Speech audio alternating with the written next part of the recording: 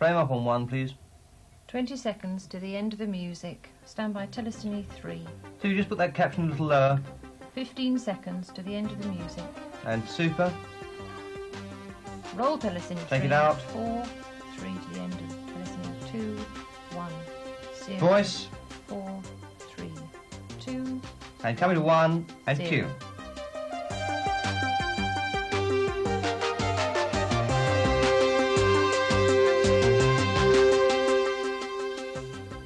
Good evening. Tonight we have an Insight special, a rare chance to take an in-depth look at the story behind a new car. The launch of any new car is a critical event for every motor manufacturer. It comes after years of preparation and planning, a massive investment of capital and resources, and creates the possibility that it'll become either a lucrative success or an expensive failure. Well, that's what we'll be finding out tonight. What kind of car is it? Who are the people likely to buy it? How does it compare with similar vehicles from other manufacturers? We'll be asking these kinds of questions and assessing the answers during the program. For the background, Dennis Toohey. A few years ago, Austin Rover began the most intense and radical product development program ever undertaken by a motor manufacturer. The result was the introduction of Metro, Maestro, and more recently, Montego. The success of all these models with the car-buying public speaks for the courage of that original decision to completely update the entire model range. But at the time, with an urgent need to provide a viable competitor in an important area of the market, Austin Rover took another bold decision: collaboration. The result was the Triumph Acclaim. In spite of the fact that quite a few eyebrows were raised over the mere idea of collaboration, it was a very clever move. The Acclaim has proved to be a good car. It's made money for the company and its dealers.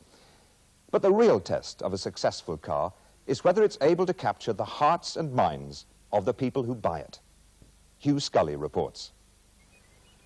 Most drivers feel a special relationship with their cars. The better the car, the stronger that bond becomes. Mr. Jenkins, who lives here, has been an Acclaim owner for just over 2 years. So, is he happy with it? Absolutely. Delighted. What do you like particularly? Well, I suppose, first of all, it's a great car to drive, very nippy, and it handles well. You can enjoy it. It's as simple as that. What else do you like about it? Oh, the fact that it doesn't cost a lot to run. Very light on petrol. It's amazing, really. What about comfort and so on? Very good indeed, and it's very well equipped. I'd say in its class, it's jolly good value for money. And another thing, I've hardly had a second's bother with it in all the time I've had it. Very reliable. We're thinking of changing it for another Acclaim in a couple of months or so. Well, obviously, there are a lot of things Acclaim owners like about the car, and Mr. Jenkins would certainly seem to be typical of the vast majority. On the other hand, Acclaim has not had it all its own way. There are some aspects of the car that owners haven't been too keen about. Someone said the styling could have been a bit more up to date. Someone else, it's a bit cramped inside. Luggage space is not much to shout about, another customer told me. Nevertheless, what criticisms there have been about the car are far outweighed by all the other features of the vehicle and its outstanding quality and reliability. The only problem for Austin Rover is whether the car they introduced to replace Acclaim will be good enough to satisfy the current band of loyal Acclaim owners. One thing is for sure, it really will have to be quite a car. Well, that's exactly what Insight is going to find out, because the car we're looking at tonight is that replacement. Only 3 years after the Acclaim was introduced, Austin Rover is unveiling the results of another collaborative venture, a range of 4 cars aimed at the same important part of the UK market. How will it stand up in an area that's become increasingly competitive with the arrival of new models from other manufacturers determined to win a share of the rich pickings in the luxury lower-medium sector? Let's begin by taking a look at the car itself. Well, this is it, or one of them anyway, the new Rover 200 series. Why Rover when it's replacing a Triumph? That's something we'll look into later. Now, according to the people at Austin Rover, this is the car that's going to capture a big share of the target market. They say that it's not only better than Acclaim in every department, but that it also outclasses the best of the competition. Well, you'd expect them to say that, wouldn't you? If first impressions are anything to go by, though, and first impressions are vital when you're buying a car, The Rover has a very attractive, sporty look about it. All the models in the range are powered by a new 1300 engine, which Austin Rover claims is very advanced and gives outstanding performance and exceptional fuel economy. They also claim that there's massive interior space for a car of its size and an enormous increase in luggage capacity. On top of all that, Austin Rover say that the new 200 series is even better specified in terms of equipment and features than the range it's replacing. So, how well do all those claims stand up? Winning over current Triumph owners to the new model will be the first critical step to establishing the firm sales platform that the new Rover needs to succeed. How are Austin Rover dealer salesmen going to prove the claims are true? We'll be investigating the Austin Rover case after the break.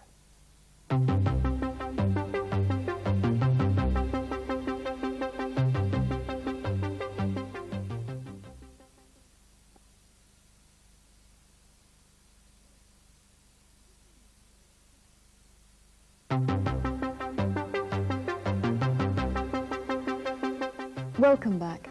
With me in the studio to put Austin Rover's case is Colin Wilson.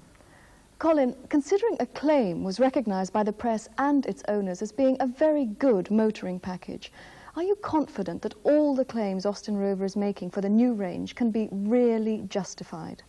Absolutely, no question about it. Not only does the 200 series put right the details some people were unhappy with on a claim, it even improves on the good points. And that's quite an achievement, because a claim was already better than a lot of the competition as it stood. All right, let's go through the claims one by one then. Styling. It was very modern, very individual, and because we had a lot more input earlier on than we had with the claim, the new model actually looks every inch a Rover car. You claim the power unit is very advanced. It is. With 3 valves per cylinder, 2 input, 1 large exhaust, the engine breathing and efficiency is extraordinary. It delivers the same power and more torque with a single carburettor than the old engine did with 2. So what does that mean in terms of performance and economy? Slightly better performance. 0 to 60 is 0.3 seconds quicker. Top speed at 96, that's 4 miles an hour faster. That really doesn't seem much to boast about. But you must remember that the older claim engine was already an incredibly lively unit for its size. Fair enough. And economy? Much better, right across the board. 52.3 at a steady 56, that's 3.5 miles per gallon more than a claim. What about your claims over passenger space? More headroom and over 2 inches more legroom. It's a big improvement. Same with the boot space. 15.2 cubic feet, that's an increase of almost 50%. It's a very spacious car. And finally, what about the level of specification? Well, if you remember, we made a big thing about a claim's equipment levels. But every 200 series model offers even more features and more equipment as standard, even the lowest car in the range. The VDP has to be seen to be believed, with everything from leather seat trim to electric windows and power headlamp wash. It's in a class of its own. Mr. Wilson, thank you for joining us. So it certainly seems the new range really is a substantial improvement over a claim, as the company says. Fair enough, but why call it a Rover? The company's answer to that one is quite simply, the car deserves it. The Rover name has always been associated with the highest standard of luxury and comfort, coupled with really enjoyable drivability and performance. And they strongly believe the 200 series fits that description to a T. Another factor is that the renaming rationalizes and completes the Austin and Rover model ranges. So, Rover it is. They also believe, and this is interesting, the prestige of the Rover name will appeal to people who either don't need a car the size of its bigger brother, or who simply couldn't afford to buy one anyway. So it sounds like a very clever bit of marketing strategy. But what about the market? The people Austin Rover is hoping will buy the car. Hugh Scully reports again. Once the Rover 200 series is launched, this is where the real test will come, the local Austin Rover showroom. There are a lot of good cars fighting for the same business. I asked sales manager John Deakin what his priorities were when launching a new car at local level. Well, the launch party itself is crucial. It's a golden opportunity to get a lot of people in to see the car in one go. What's the secret of success then? Well, 2 things really. Get the invitations out early to the right people and keep chasing them up. And put on a really professional show to make it worth their while. This is the second major launch we've had in a few weeks. And every time you learn something new. Our Montego sales got off to a hell of a start, purely on the back of the contacts we made at the launch party. What sort of people have you invited this time? Actually quite a broad mix. Our acclaimed customers, obviously, and a lot of younger people. Austin Rover reckoned the new car's got a much wider appeal than Acclaim. And they're right, I drove it at the trade launch. And what are your other priorities? Test drives. The whole of our sales effort is geared to getting people behind the wheel. I keep drumming it into the chaps who work here. Get them in the car and you're more than halfway home. It's even more important with the new car because it's magic on the road. Now, obviously, your salespeople play a key role in the performance of the outlet as a whole. What do you think is the key to selling the 200 series? Well, the same as with any other car. A, you've got to have someone to sell to. That means finding and keeping contact with every sales prospect you possibly can. And B, you've got to know what you're selling. And just as important, what you're selling against. How on earth can you convince a customer to part with thousands of pounds if you don't know what you're talking about? Prospecting and knowing the product inside out are an elementary part of a salesman's job. Well, finally, let me ask you this. What do you think are the new car's chances as far as local business users are concerned? Oh, very good. As a four-car range, it'll appeal to small, status-conscious local companies who want something a bit different from the run-of-the-mill. Estate agents, for example. It'll also fill a gap in the Austin Rover range that means we can offer other local fleets a complete choice of vehicles to suit everyone in the company, from chairman to trainee rep. And it's the kind of car that'll have a lot of appeal with the growing number of employees that can choose their own company car. And that's very good news for us. As far as the trade is concerned, there seems to be no doubt at all that the arrival of the new 200 series is seen as a welcome addition to the Austin Rover range. The ability, though, of the dealer network to cash in on the opportunity that represents depends very heavily on the efforts and the ability of the sales staff. Will they take that opportunity? We'll have to wait and see. If Austin Rover is right, then, it has a very good product, with substantially more sales appeal to a wider range of customers than the car it's replacing. Assuming its dealer sales force do their bit, it would seem that the company has got another winner on its hands. But of course, the motor industry is a highly competitive business. In this sector of the market alone, there are more than a dozen models all wooing the same kind of customers. How the new Rover 200 series stands up against that competition is what will ultimately govern its success. Hugh Scully has been looking at the two leading contenders.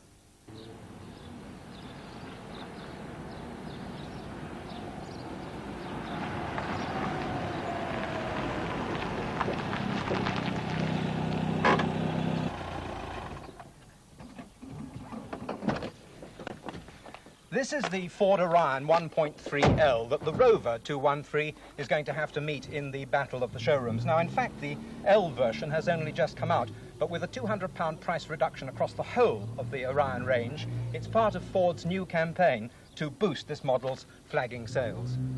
Like the Rover, the Orion is a four-door saloon that currently enjoys about 2% of the market. Ford like to promote the Orion as being the car that sets new standards in its class, and they use words like classical and elegant and sophisticated to describe its appearance. But some of its critics say it's simply an Escort with a boot. The major features that Ford like to stress are a lively performance coupled with excellent fuel economy, the largest passenger space in its class, a versatile family-sized boot, and a very high level of equipment and luxury throughout. All in all, it's going to prove quite a difficult car to beat. The other leading competitor with a 1.3% share of the market sector is the Volvo 340 series. Now, although the 340 comes in both a 3- and 5-door version, there are only two levels of trim throughout the range. This is the GL, roughly equivalent, therefore, to the Rover 213S. As you would expect with a Volvo, they trade very much on their name and the image that represents, and they also talk about practical styling, while they stress very strongly quality, reliability, and safety. Like Ford, Volvo make much of passenger space and hatchback versatility. They also talk about impressive performance allied with genuine economy. The other sales points of the Volvo are comfort, luxury, and value for money. in view of the standard level of equipment and fittings, which really are pretty comprehensive. So these then are the two cars the new Rover's going to have to meet in the marketplace, and in my view, it's got quite a job on its hands.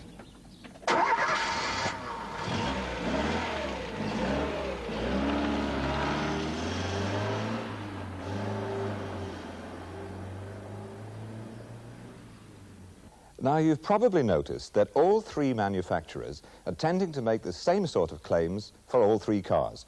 Marvellous performance, outstanding fuel economy, exceptional interior space, and so on. On the Inside programme tonight, we're going to put those claims to the test. We have with us two people representing Ford and Volvo to put the case for their cars, and Colin Wilson will do the same for the Rover. As beauty is in the eye of the beholder, we'll ignore the overall styling concepts of the cars and get down to basics. Let's deal with performance first. And Roger Thomas of Ford can begin. Well, the Orion 1.3 engine is a good example of Ford's commitment to efficient engineering. It's got an aluminium head with a belt-driven camshaft, brakerless ignition, and it's linked to a 4-speed gearbox. The unit delivers a very good performance indeed, 0 to 60 in 11.8 seconds, and the car will reach a top speed of 98 miles an hour. Fine. Well, let's hear now from our friend from Volvo, Michael Jones. Well, the Volvo power unit is a very reliable 1.4-litre engine driving the rear wheels. It's Swedish engineering at its best. This car has a 5-speed gearbox, and whilst the performance is not outstanding, it's perfectly respectable for a car in this class. 0 to 60 in 15.5 seconds, top speed 90. Thank you. Well, if a customer is looking for a lively car with a good performance, the Orion's in with a very good chance. We'll see how the Rover compares after the break.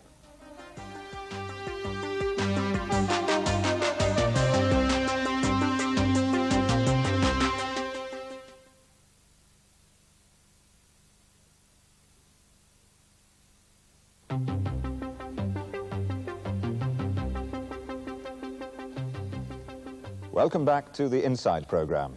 At the moment, we have Orion leading the Volvo on performance. Now, we'll give Colin Wilson his turn. Well, in terms of pure engine innovation and technology, there's no doubt. Rover wins hands down over both cars. The unit's all aluminium, with its highly efficient 12-valve head, electronic ignition, twin-choke carburettor, and a 5-speed box as standard. That's really modern, and that's a good selling point with lots of customers. The Rover's 0 to 60 time is better than both cars at 11.6. Top speed at 96 is faster than the Volvo and almost as good as Orion. But I think you'll find drivers are usually more interested in acceleration than in driving flat out. So, quicker than Orion, but not quite as fast. A much more refined engine and 5-speed gearbox as standard. I think that clearly clinches it for the Rover. Right. Economical is a word bandied about by most car manufacturers. People tend to associate that word mainly with fuel economy. We'll take a look now at how the three cars compare at that level, starting with Ford. Well, on top of the Orion's highly efficient engine, the reason for its quite remarkable fuel economy is the car's aerodynamics, the front spoiler, flush glazing, boot lid spoiler, flush wheel trim, and the sleek body style all add up to a car that makes the best of its ability to get the most miles out of a gallon of petrol. And the results? In town, the Orion does 33.2 miles per gallon. At a steady 56, 47.9, and an average fuel consumption of 39.7. And with a full tank, you can travel an astonishing 417 miles. I know Volvo can't match that. Well, the 340 is very aerodynamic as well. Front spoiler, rake front end, sculpted door mirrors, and very clean body lines. But don't forget, the Volvo is a very solid car. It's well built, strong, safe. Can we keep to the point, please? Urban 29.7 mpg, at a steady 56, 49.6, and overall fuel consumption 38.1. The range on a full tank, 377. Well, once again, the Orion has the edge. And don't forget, fuel economy is a critically important item for the vast majority of motorists. Join us again after the break and we'll see what the Rover has to offer.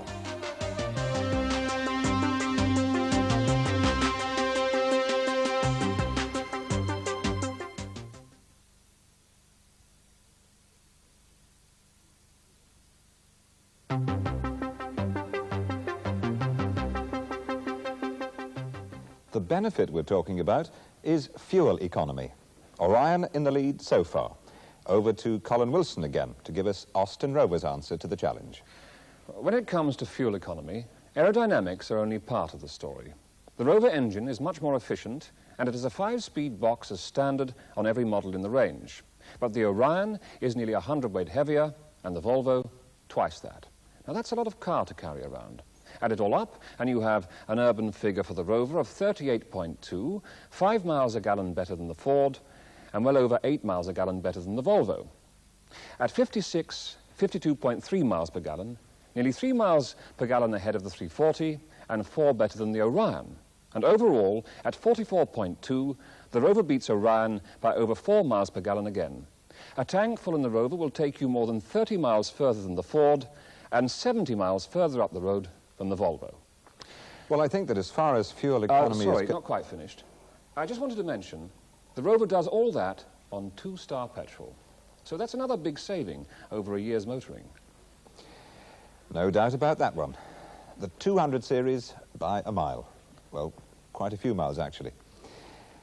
Now we'll take a look at another aspect that many motorists take a keen interest in, particularly tall people, and that's interior passenger space. And we'll include boot space as well. We've already seen how much bigger the new Rover is than a Claim. I wonder how it'll stand up now. First, the Ford case.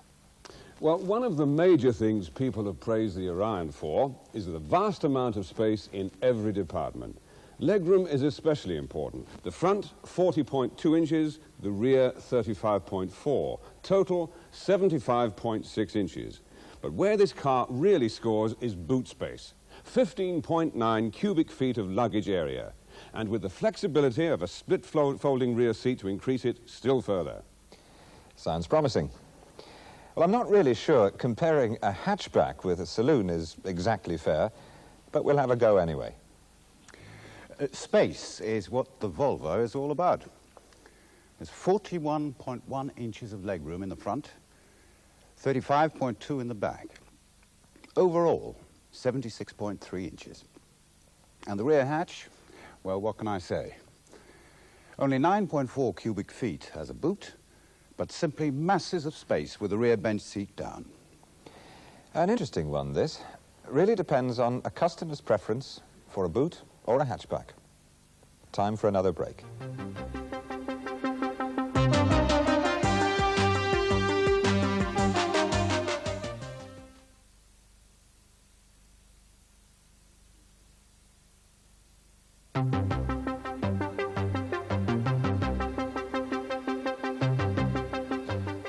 With the Orion in a strong position as far as space is concerned, we'll hear now what Austin Rover has to say.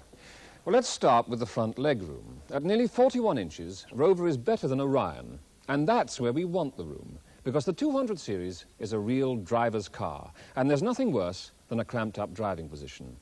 In the back, we're not quite as good as the others, but the access is much better because of the Rover's longer wheelbase. I'm just over 6'1", and there's certainly enough room for me in the back. And if anything, there's more real space than in the Volvo because there's no drive tunnel running down the centre. Now, as far as luggage is concerned, well, you pays your money and you takes your choice. More people still prefer a booted car or are not fussy one way or the other than customers who definitely prefer a hatch. And on the Rover SE upwards, there's a rear seat hatch that'll more than cope with the occasional awkward load.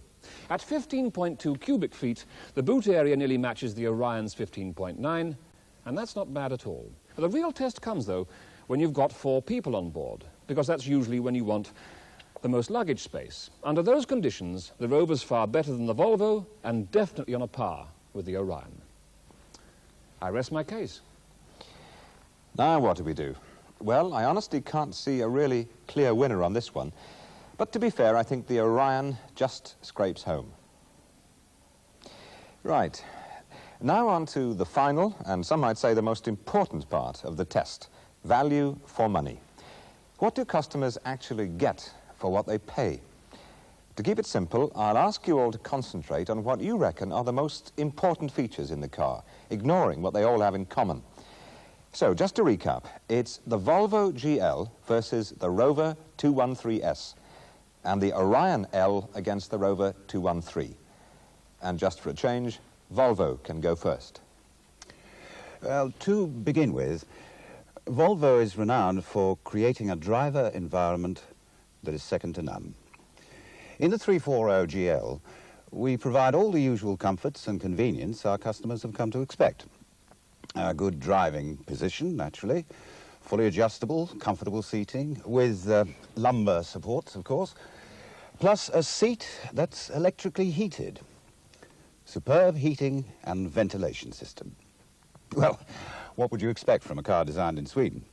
And when it comes to instrumentation, more than you'll ever need. Even warning lights for low fuel, engine temperature, seat belt, everything. And just to prove the point, there's even a courtesy light for the ignition switch. As for the rest of the car, the 340 more than lives up to Volvo's reputation for high levels of specification and luxury. Against the Rover, we provide tinted glass, rear seat belts. Oh, I forgot the headlamp wash wipe. Altogether, that sounds like a very comprehensive package. We'll see how Austin Rover shapes up in a few minutes. But now, time for a short break.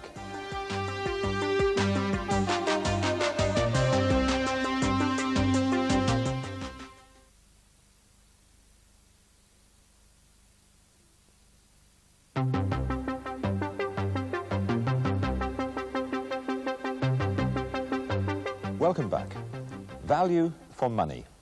Volvo has staked its claim on behalf of the 340, and now it's Austin Rover's turn. Colin Wilson. Well, let me take up the point about driver comfort first.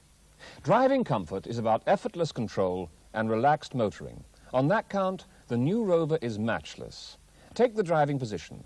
Plenty of legroom, body-hugging seats that are superbly comfortable, and a steering column with adjustable rake. Now that's a major bonus. It means that every driver can tailor-make the right driving position to suit their size and motoring style. Everything's geared to the individual preferences, even the seat belts and padded head restraints are adjustable. The Volvo can't touch that kind of flexibility. For driver relaxation, there's nothing more important than maximum visibility. And with this car, there's a sloping bonnet up front and much narrower D-posts at the back. In town or on the motorway, much better visibility than the 340. As far as heating and ventilation goes, the Rover is just as good as the Volvo, and with the additional benefit of a recirculation control.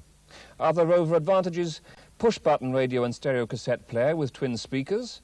The Volvo's got no in-car entertainment at all. Remote fuel flap and boot releases, cut power carpet. I think you've made your point. We'll be running out of time. Rover leads so far, but what about the Orion L against the Rover 213? The Orion was conceived from the very beginning as a luxury car. Even though the L is not quite so well equipped as other models in the range, it's still got fully reclining seats with the belt stalks attached to the runners to keep the strap firmly in the driver's lap at all times. The instrumentation is perfectly adequate, and there's a very advanced heating and ventilation system. Now, where the Orion really has a lot to offer is its 60/40 split-folding rear seat. Stereo cassette player with 4 speakers and balance control for the in-car entertainment system. And, well, I think that's all. Well, we'll have to wait for Austin Rover's response until after the break.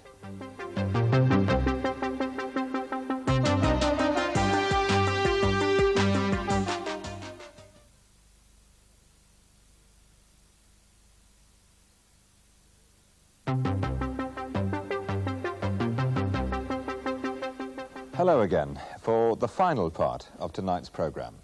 Before the break, Ford outlined Orion's advantages over the new 200 series. Now, Colin Wilson can have his say. I don't want to keep repeating myself, but against the Orion L, more front legroom, More flexible driving position thanks to the adjustable steering column. Instrumentation much more comprehensive. As with the Volvo, the Rover's visibility is much better, and there are twin adjustable door mirrors to make even more of a difference. And a 5-speed gearbox is better than a 4-speed anytime. As far as heating and ventilation goes, the Ford doesn't have recirculation control nor rear compartment heating. But it's the Rover's sense of quality and taste that I think really set the two cars apart.